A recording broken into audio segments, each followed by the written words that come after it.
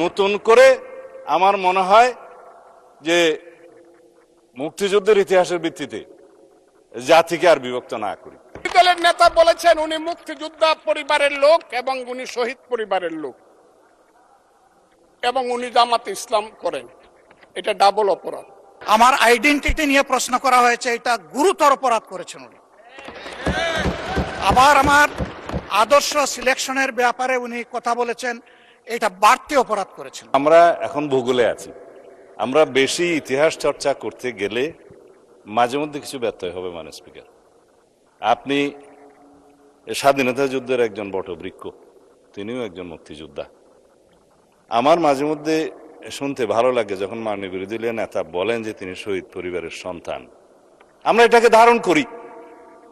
কয়েকজন মুক্তিযোদ্ধা, বীর মুক্তিযোদ্ধা বিরোধী দলে আছে, আপনি নিজেই স্বীকৃতি দিয়েছেন কয়েকজন মুক্তিযোদ্ধা আছে।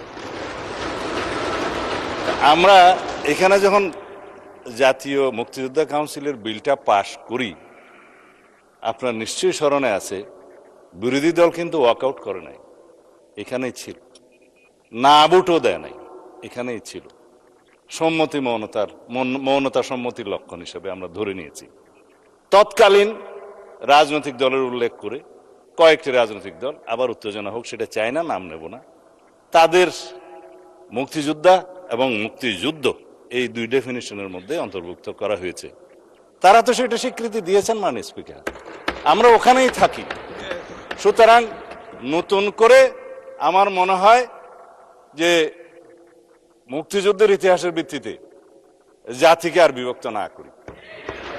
আমরা সবাই আলোচনা সমঝোতার মধ্য দিয়ে এই মহান জাতীয় সংসদের আমাদের সমস্ত কার্যবাহ an order of the day আমরা এমনভাবে পরিচালনা করি যেন আমাদের প্রজন্ম, ভবিষ্যৎ প্রজন্ম, বর্তমান প্রজন্ম দেখে যে এই জুলাই যোদ্ধারা তাদের দৃষ্টিশক্তি হারিয়েছে, তারাও যেন শুনে যে আমরা জাতির প্রত্যাশা পূরণের জন্য এখানে আছি।